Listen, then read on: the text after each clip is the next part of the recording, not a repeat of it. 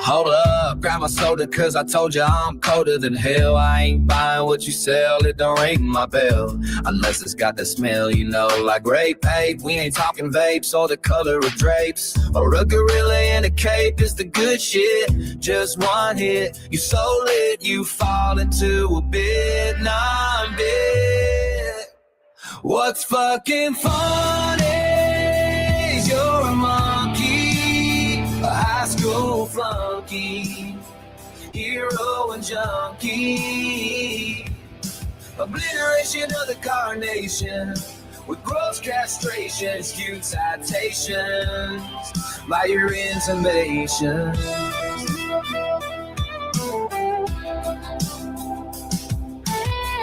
Get real, young man, there's only one stand. You can't stand a suntan, how you gonna live on the land? Obliteration of the carnation with gross castration in skewed citations by your intimations. I'm a truth in rotation, you're a cheap imitation. Dark said hums, 808s make the ground shake. Cold as the grave, every word's a land quake. You're a flicker in a cipher, I'm the flame that won't fade. Step into the night where the shadows are made. What's fucking funny is you're a monkey, a high school flunky, hero and junkie. I'm gonna click another hit of this good shit, and I'm already it, so take over, it's been non-bit.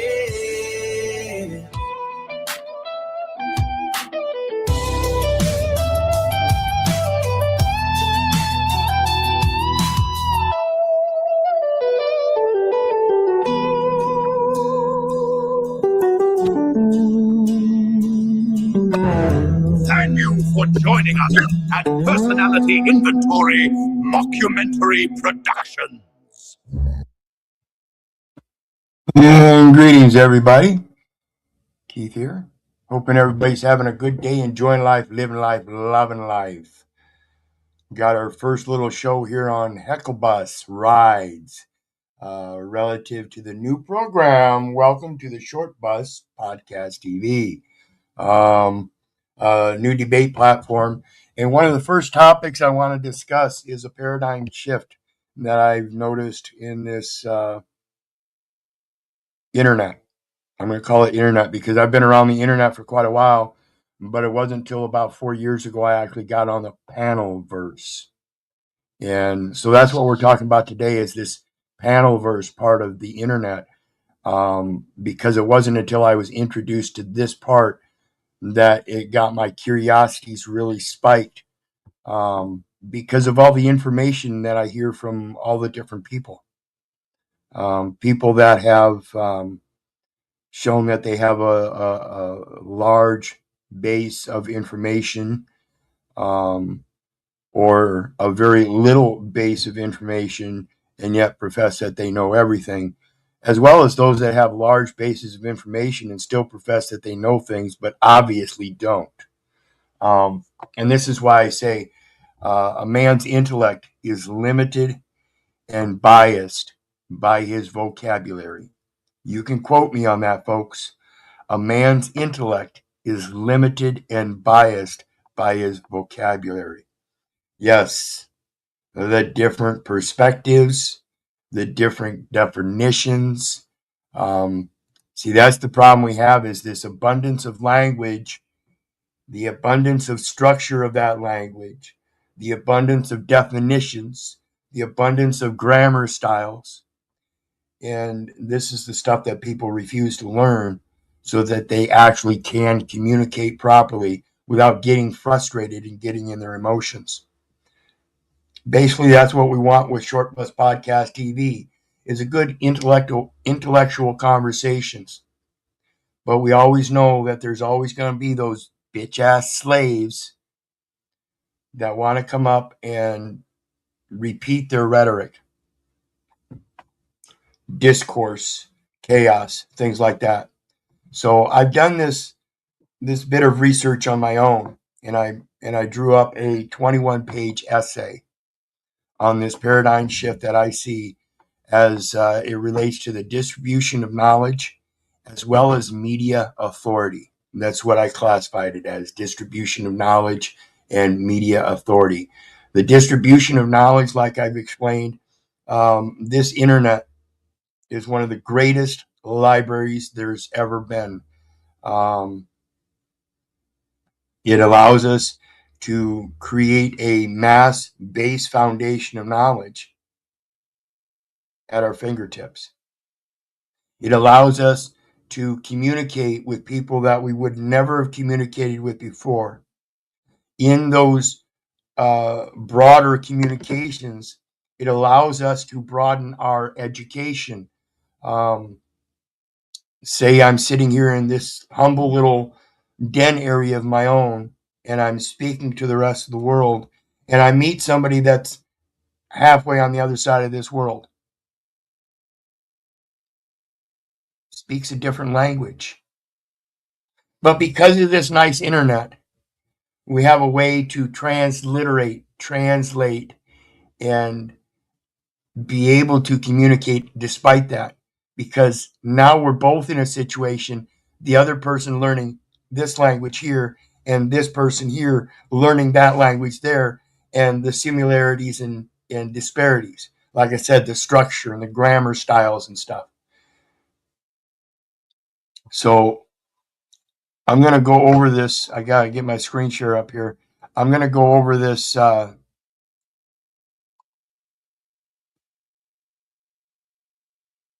essay.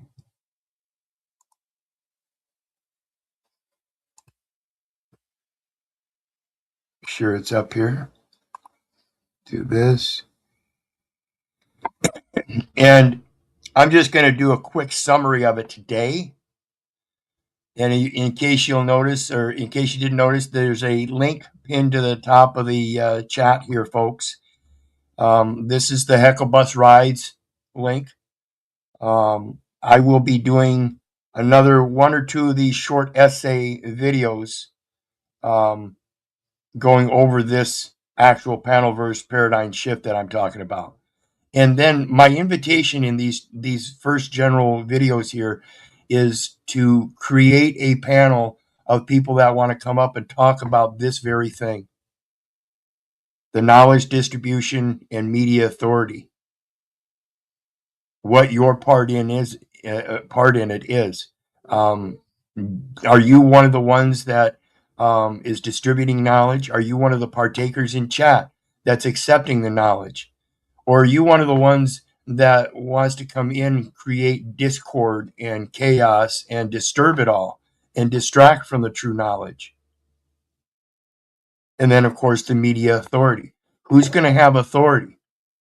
In my mindset, the thing of authority is the truth. And anybody that grasps that truth has some level of authority according to the level of truth.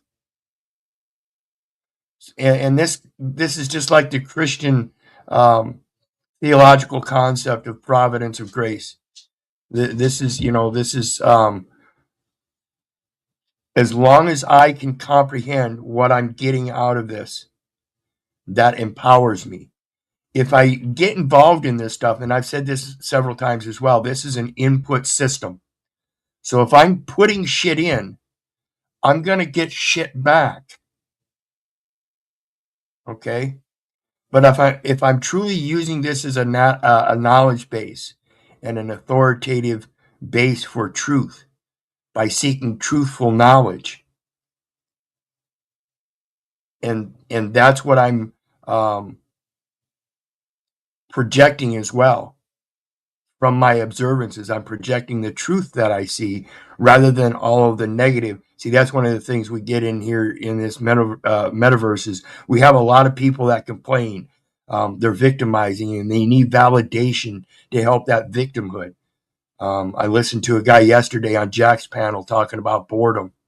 And I think somebody mentioned, I think it was Paul, mentioned that maybe it wasn't boredom, but actually not having full realization or full contentment and fulfillment or something, full expectations. And we gave him several offers of solutions, and every answer was immediately, without hesitation, rejected.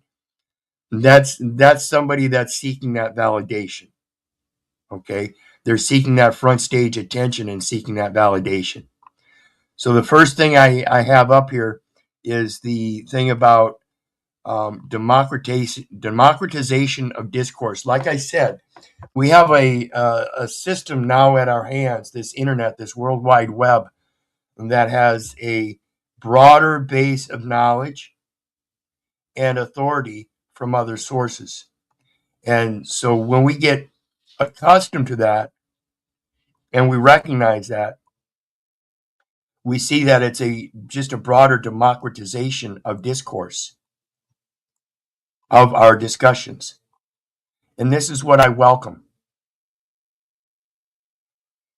It says, what distinguishes the panelverse from traditional media is not merely its format or platform, but the fundamental restructuring of authority and expertise it represents. See, in this metaverse, we now have at our hands the very digital tool to not being required to be a professor or a teacher or even a student in an indoctrination center. We have all of the information at our fingertip, and we can point to the source. That's the primary element that I'm wanting to bring to this panelverse through this particular debate panel. If you're going to come up and have a proper discourse, in other words, use diplomacy and etiquette, then bring your sources. Don't bring your victimization and your crying and your ad homs and projections and straw mans.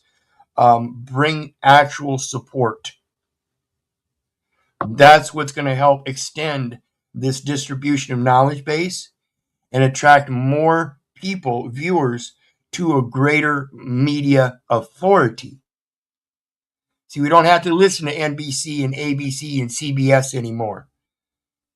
Back when I was a kid, that was your three choices. Now we have MSNBC and MSN and all these other CNN and TNN and FUCK and, OFF. That's basically what we're talking about. It's not a matter of the name anymore. It's a matter of the source. And Bad Barney No Bullet says, listen, discern, fact check them. I make a decision to use it or file 13. Correct. File 13 being the trash can. Appreciate it, brother.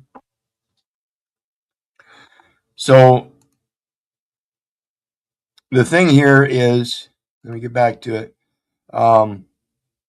In this news media environment, credentialed journalists from legacy institutions sit alongside self-taught commentators.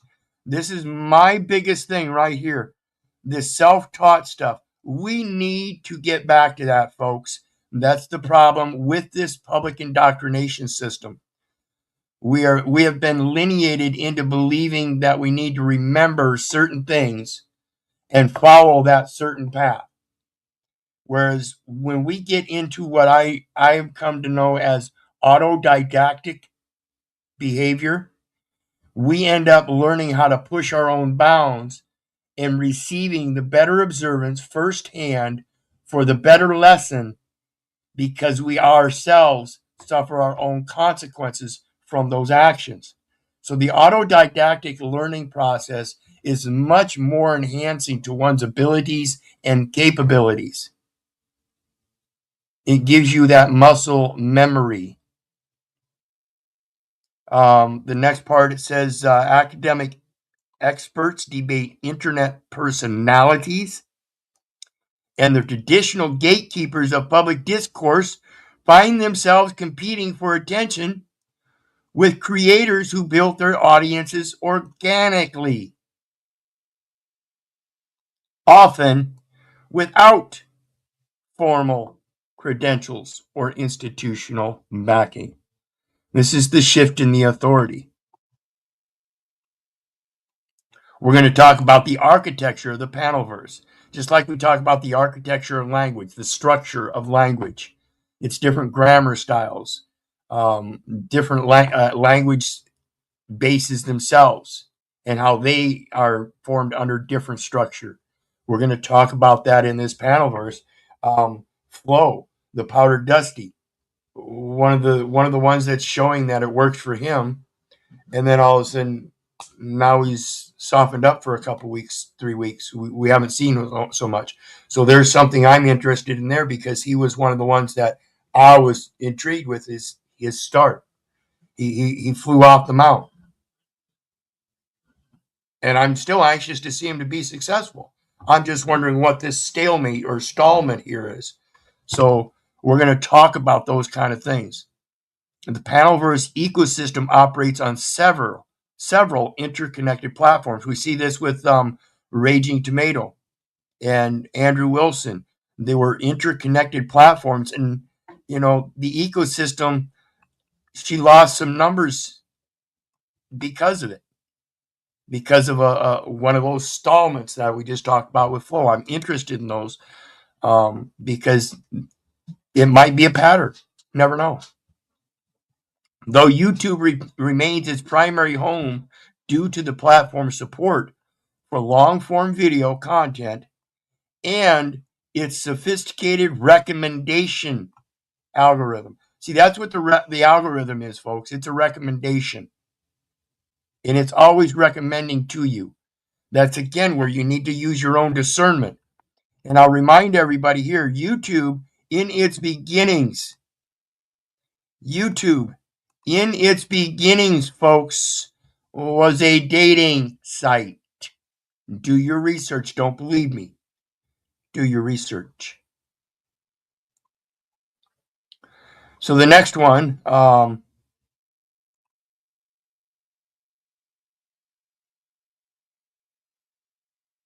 the production values of Panelverse content range dramatically. Okay, you folks know I am currently not monetized.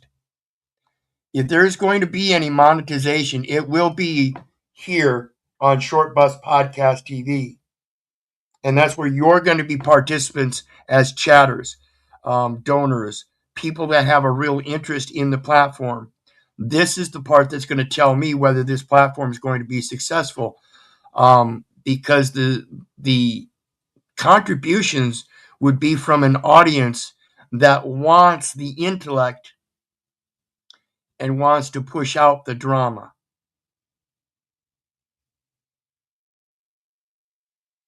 So if you're watching now and you want the drama, this is not the show for you. A man's intellect is limited and biased by his vocabulary. I hope to draw intellectual individuals that can hold intellectual conversations. My people are destroyed for lack of knowledge. I hope to bring knowledge, not drama. Pure and simple. And yes, indoctrination is a real thing. Thanks again, Bad Barney. So let's get back to that paradigm shift. Like I said, the content is going to range dramatically. The intent is always intellect and not drama. Some shows feature professional grade video production, custom graphics, and sophisticated editing, while others embrace a raw, unedited aesthetic that emphasizes authenticity over polish. And so, yes, that's going to be more what we're pushing here. And though we will have some raw, unedited aesthetics, there's going to be some videos that we'll be providing, again, for the chatters that get involved, that want to contribute to having panelists removed or certain things brought up. All kinds of things that we're going to be able to draw from other panelists And that's where you come in. You can make those suggestions. You can tell us here what you want us to do to satisfy you, as long as it's driven for the intent of intelligence and not drama. Okay? So what we're looking for is quality intent and quality intellect. The rise of blood sport debates and adversarial discourse. See, it's not a debate if you start out in a blood sport arena. So if you enter into a fight club, expect to fight. Okay? Very clear distinction here. I think it was a very bad terminology. Actually, it's a great terminology because it defines exactly what it is, folks. I'm trying to point that out. It defines exactly what it is. It's blood sport, not debating. You can't get to the debate unless you kill one another first. How does that make sense? Okay. Within the broader panelverse ecosystem, a particular subgenre has emerged that participants and viewers have dubbed blood sport debates. And that's because they'd rather see the blood sport, the drama, the crying, the emasculation, the derogation, the hazing, the hating, the putrid ideologies. They love that shit. This term, initially used somewhat ironically, has become the accepted designation for highly adversarial confrontational debate formats where participants engage in intense intellectual combat. And I call it intellectual combat because it is using a level of intellect one way or another. Now, if your level of intellect is limited by your emotions, then that's what I suggest you work on. That's my whole intent here. If your level of intellect starts out with emotions, I urge you to work on your emotions because maybe that's your problem. Maybe you're not able to focus on the reason and logic because you're so dumped up in this gross quagmire of your emotions. It really is pitiful. Again, my people are destroyed for lack of knowledge. And remember, folks, I'm not the Christian. I'm just reissuing what you should have already known. It's a simple message. If you're destroyed by lack of knowledge, then shouldn't you feed yourself with knowledge? If you understand manna in those scriptures, you'll understand that's exactly what it's talking about. You feed yourself manna. And when you feed yourself, what's your body respond with? It wants to get active. So the lack of activity is maybe part of the problem as well.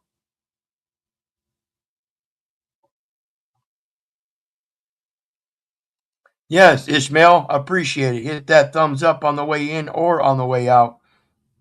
Appreciate it. So let's get on to the next part.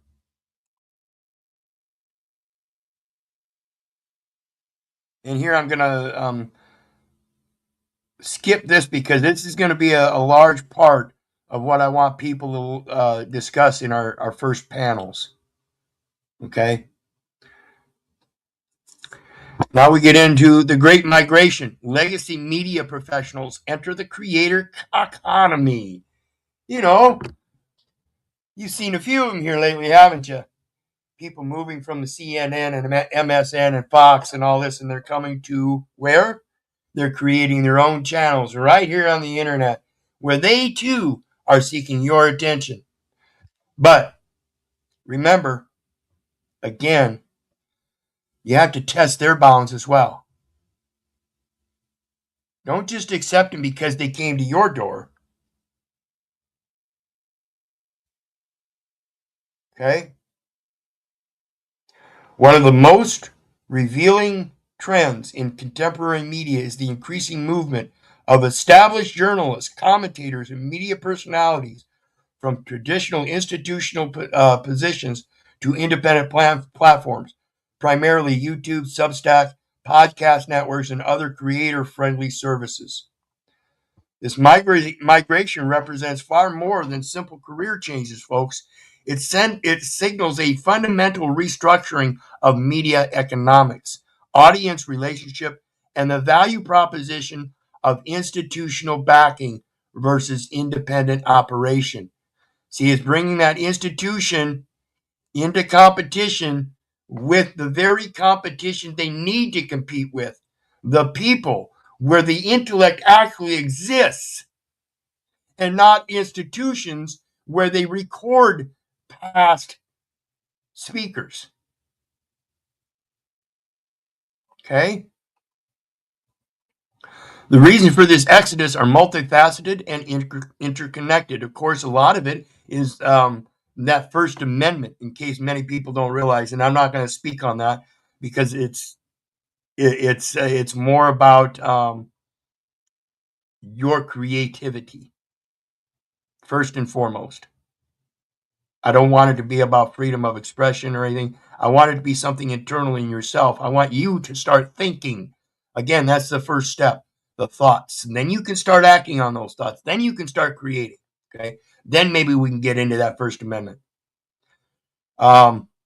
Economic pressures on legacy media organizations have led to waves of layoffs, buyouts, and restructuring across the industry.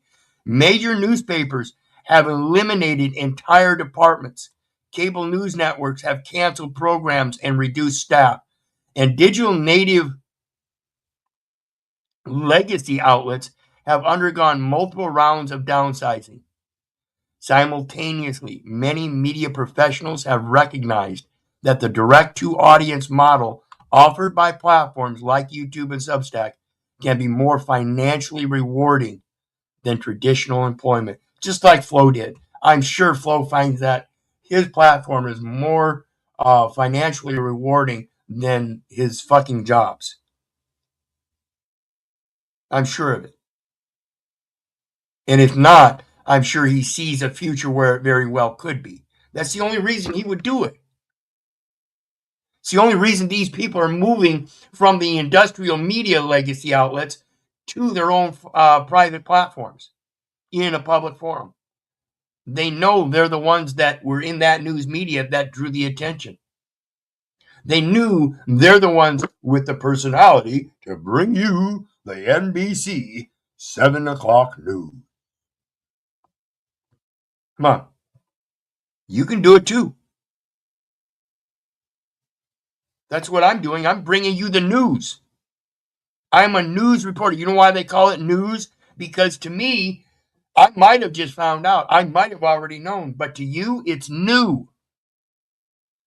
Very simple, folks. That's why it's called news.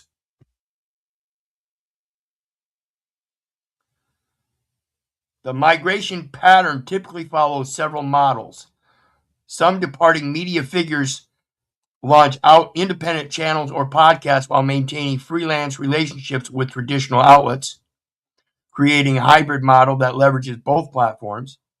Others make clean breaks, building entirely independent operations supported through subscriber revenue, sponsorships, and platform monetization. Still others join new media organizations, digital native outlets that combine professional journalistic standards with creator-friendly formats and distribution strategies. And that's what we're hoping to do here, folks. We're hoping to bring a platform that should be native. It should be foundational in all of us. We should all be seeking knowledge. But here on this metaverse, it seems an awful lot like people are seeking a lot of drama. So we're hoping we can kind of draw from that, merge the two to get rid of the drama. You know, having the competitive marketing things here. What was it? Sponsorships and subscriber revenue and various different monetization systems.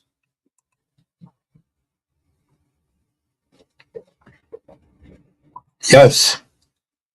2 packs of sugar says sound understanding is your flashlight. Absolutely. So let's get back to it. Still got quite a bit to go through here. So anyway, the next part is democratization of expertise, credentials versus competence. I want to point out here Judge Napolitano. Judge Napolitano. He is one that got ousted from the judge. They ousted him because they didn't like how he thinks. Yeah, the one good guy, and they ousted him. I love Napolitano. I watched a video of his down at the P.I.G.S.C.U.N.T.S Institute on your responsibility in law. Your responsibility is to protect your rights. You don't have rights unless you know how to protect them. That's not, you don't have rights unless you know them. No, you have to know how to protect them. You have to know how to enforce them.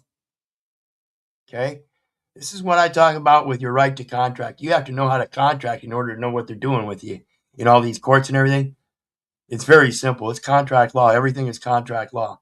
Learn how to contract, and YouTube can't fuck with you. Because, see, you have to have a partnership agreement with them. If they have a one-sided partnership agreement and it shows any place in your mind that it could be detrimental, all you got to do is point that out and change it. I see if this kind of incident happens, you could claim that it's my fault here, so we're going to change that no fault. Right? And we divert from an accusation there that comes to a no fault. When we hit that no fault, we divert to international law or whatever law would be superseding authority for enforcement. Okay. And I'm going to do a video on that as well, as far as the full faith and credit clause.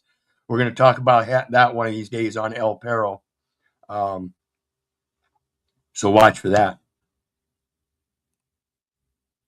But Judge Napolitano is a perfect example of this. He has credentials and competence, and that's why he's out there doing videos. Despite the fact that he was a Supreme Court judge and they ousted him, he's a very intellectual man, and you can't stop truth. Truth needs no defense. And so go check out Judge Napolitano if you want to hear about the truth about what's going on with world events and stuff. He talks about them all the time. Make sure we're at the right place. Okay. Good. We're only on page 4. I got 16 pages to go. We're going to hurry this up here.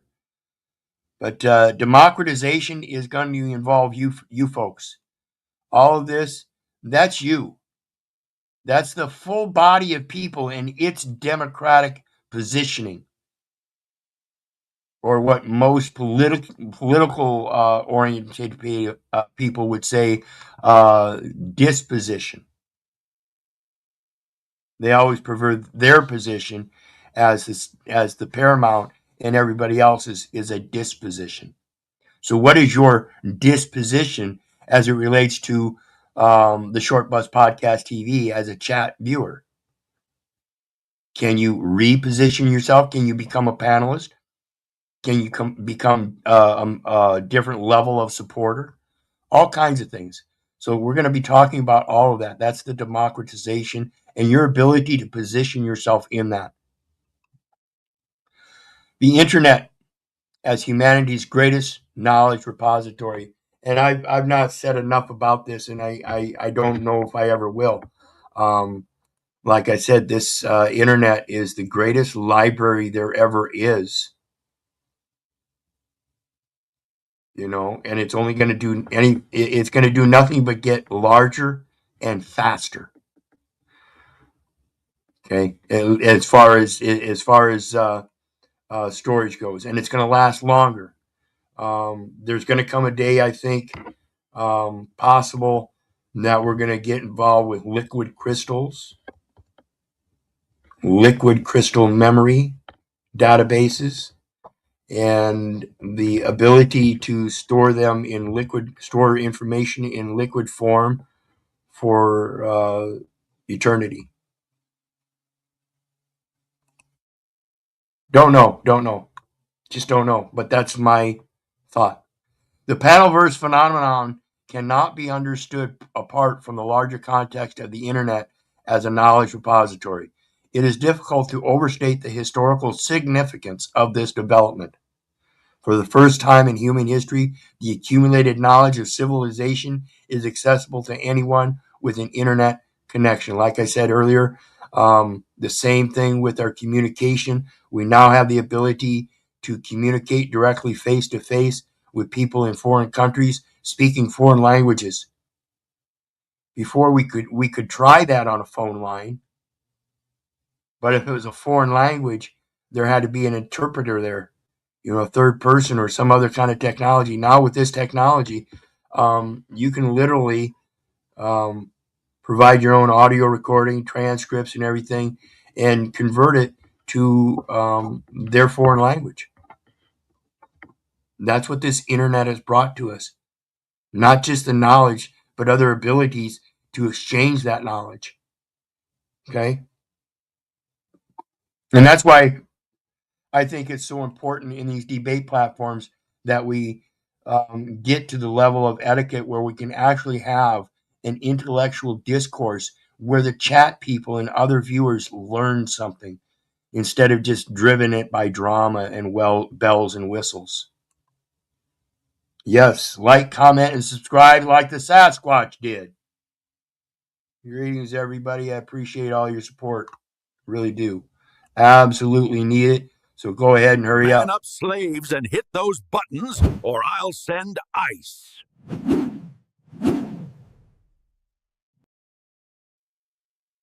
All right, back to it. Economic models. How the panelverse sustains itself. Understanding the panelverse requires examining the economic models that enable its existence. Unlike traditional media, which relies primarily on advertising revenue or subscriber fees mediated through institutions, the creator economy operates on diverse, often combined revenue streams that create more direct relationships between creators and audiences. And I want to maintain that with this platform. Again, I want the chatters and viewers to have an input. I want it to be your platform. I want it to be a welcoming stage for as you're up and coming in intellect, as you learn more and more, you prove progressively that you become a better viewer, better chatter, and then join us on the panel and learn how to have that conversation openly in front of people.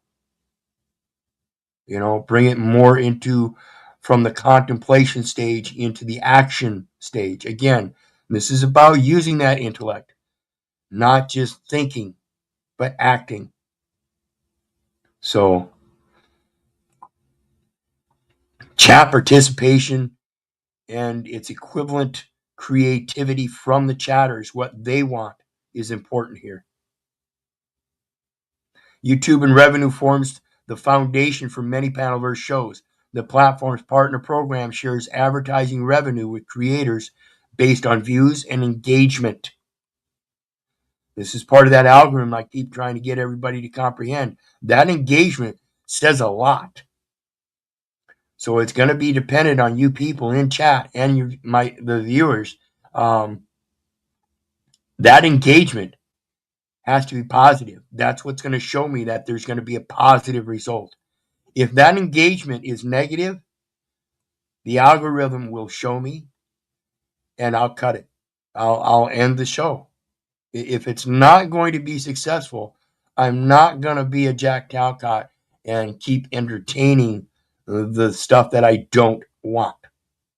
I will try again some other time in a different way, manner, or something, but I will not allow negative engagement to generate the path. There will be negative engagement. I have to accept that, but I will not allow it to generate the path of the show. It has to be a positive engagement so we have positive results. That's my positive intent, that the positive content have a positive result. And that is for you, not me. I already know how to have a discourse.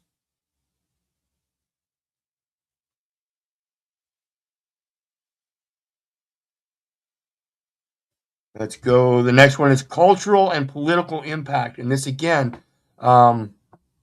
it goes to that broader scope that we have available to us. We're not just limited to our little local neighborhood anymore. We've got the world at our hand, and that is reshaping public discourse. We're learning how to communicate with our foreign neighbors around the world in their languages and sharing a discourse in our own language that they're learning to comprehend as well. At least this is what I see. If you don't see it, maybe it's because you're too involved with the drama panels. I don't know. But anyway, that's what we're looking at, the cultural and political impact. We're going to change that. It is changing. These cultures are seeing that broader scope, and that, one of the things I see is the rest of the world is waiting for America to do what America needs to do.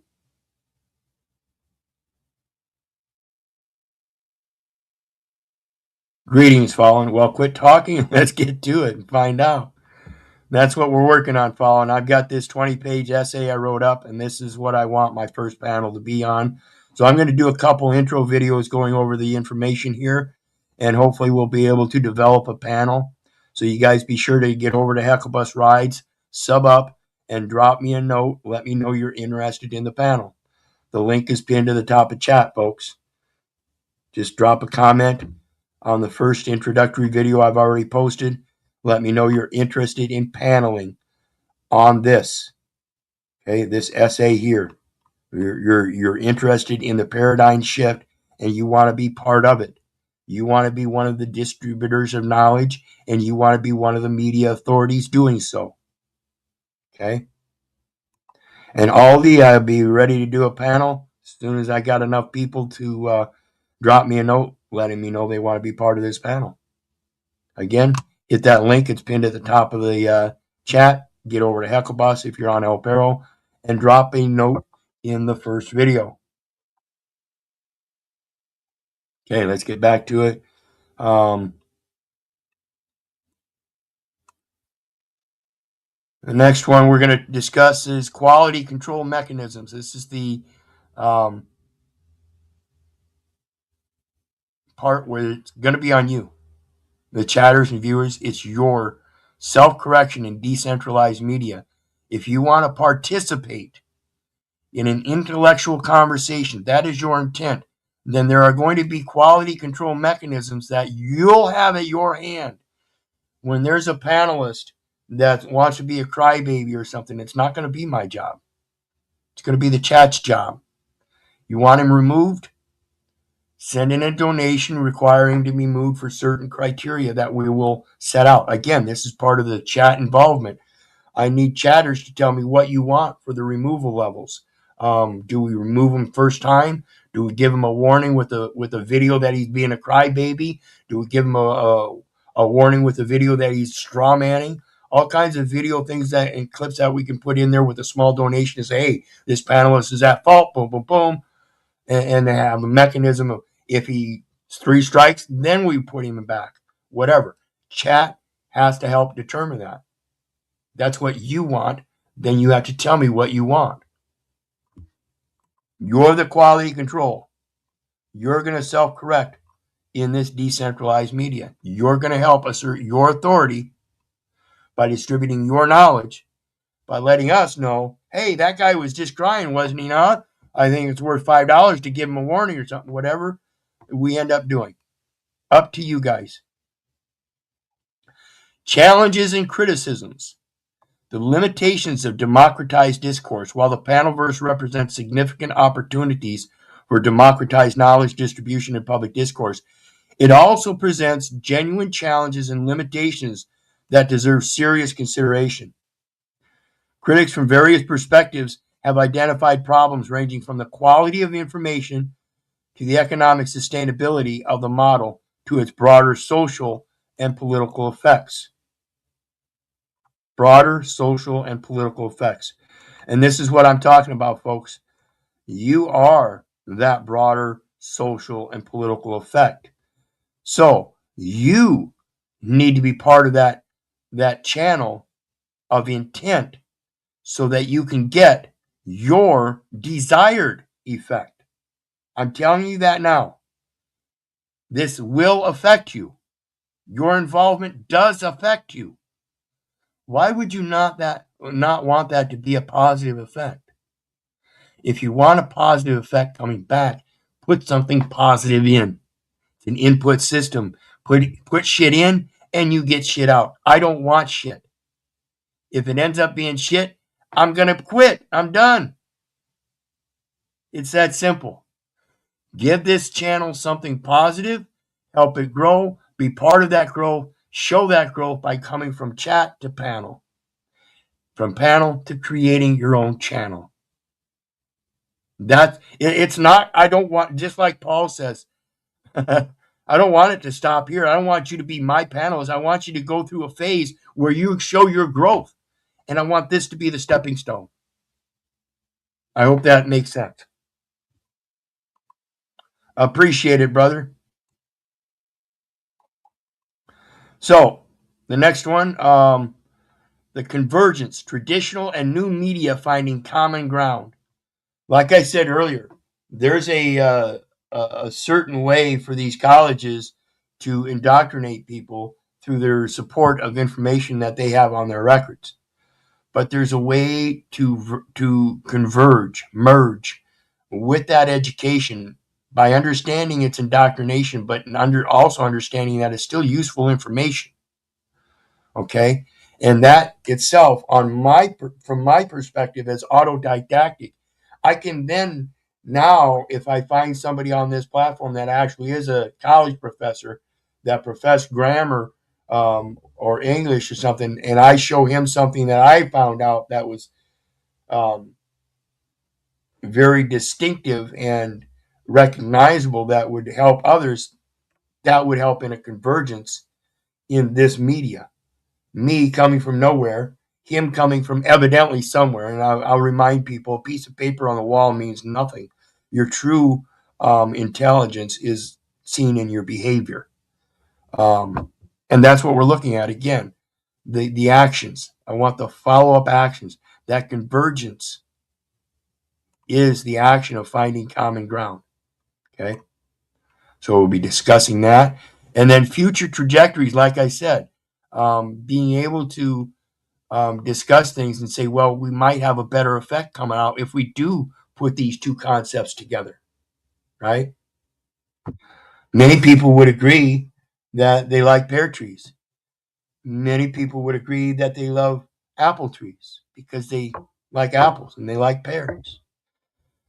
Well, it'd be surprising to know you can combine the two and grow an apple pear tree and get apples and pears off the same tree. That's what I'm hoping for. Okay?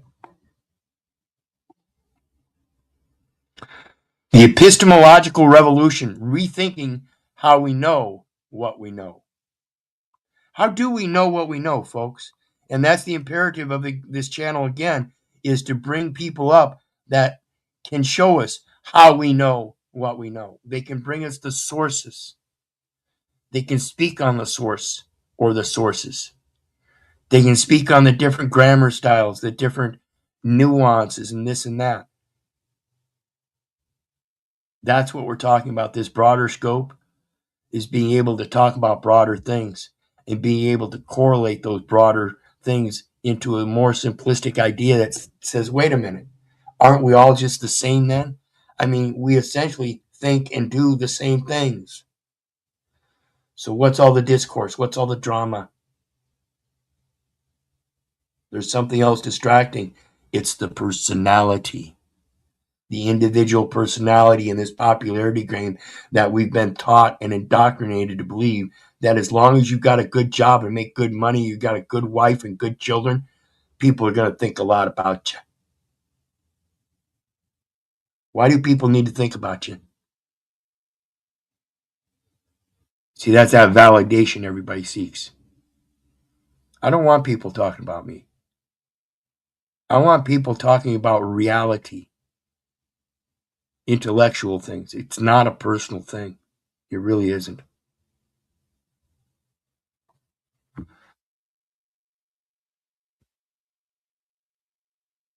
Conclusion: the panel verse as historical inflection point. The panel verse phenomenon, viewed in historical perspective, represents far more than a shift in media consumption habits or the emergence of new entertainment formats.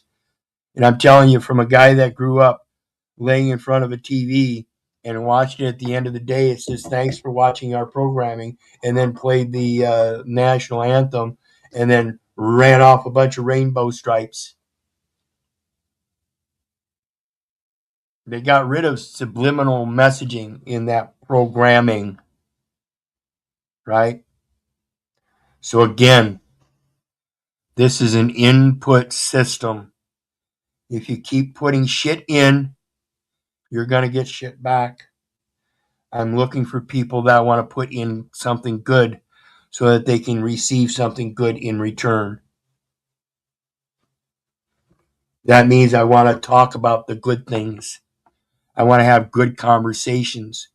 I want to have conversations about the technology, whether it's being used properly or not, but come up with resolutions for that technology to be used good and holistic remedies for other things that would help prevent the use of that technology if need be.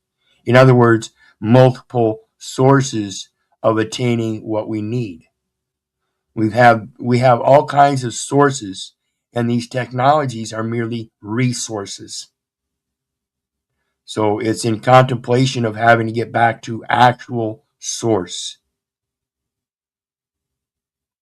You might be. I'm streaming to both El Perro and Hecklebus, and you can. Again, to me, it's not about those particular numbers at this point in time. We're just starting up. But as time goes on, we'll be switching everything and only broadcasting on Short Bus, Hecklebus. But this introductory video, I'm over on El Perro as well. But yes, please, everybody go over to Hecklebus and drop a thumbs up over there as well.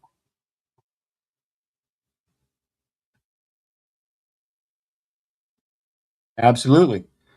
Yeah, and that's it. I should have finished that. It says this question is my something good. Yes, we need good questions too. We need good questions too. So let's finish up here. Make sure here. Yeah, well, I want to reiterate here, it marks a fundamental restructuring of how knowledge is created, validated, and distributed in society. And that's what we're validating is the knowledge. Okay. You're seeking self-validation in your victimhood or something like that, then we don't really want it. We're gonna allow you to come up and play your little game for a while, I guess. But that's again the imperative that the chat makes the decision to have that person removed. Okay. And if I find that the chat's not going to do that and they're not willing to, it's could only be because the chat is full of people that want the drama over the intellect. And in that kind of a situation, like I said, I'll just stop it. I'll just no longer do it.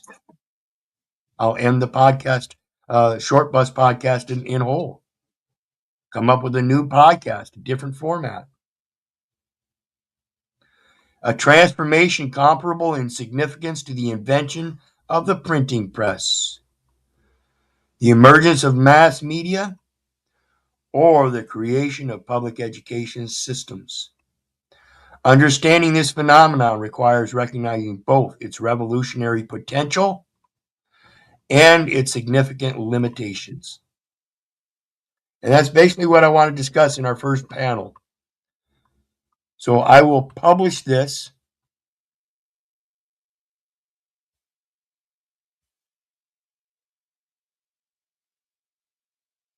I will publish that one way or another and give folks a chance to read it that want to be on the panel and come up and do the first panel over that. And Seth Scales, Dom, greetings, Dom. I appreciate your appearance. Says, does the panelverse need people like the Thorpes? Is my question. Absolutely. Absolutely. That's the potential of this platform here, is that people like the Thorpes will come up, and people like myself and yourself, I'm sure, Dom, will show them unequivocally that they're not wanted, at least here. No matter what their self-grandeur outlook is, no matter what they think about their numbers and their self-indulgences and their self-views or their worldviews, I don't really care. We're going to concentrate on the intellect here and making sure that that is distributed and that that is what holds authority and validation. It's not going to be about the quote Thorpe. It's not going to be about quote El Perro or Heckle Bus Rides or even the Short Bus Podcast TV. It's going to be about the knowledge, and that knowledge needs to come from the chat. Polls. We're going to do polls so that chat can determine what the topics will be every other week. All kinds of stuff. Something to help keep the channel going so that we can get into doing merchandise, shirts, cups, bobbleheads or babbleheads, as I've mentioned before. Babbleheads of both Hecklebus and myself as the short mustache guy.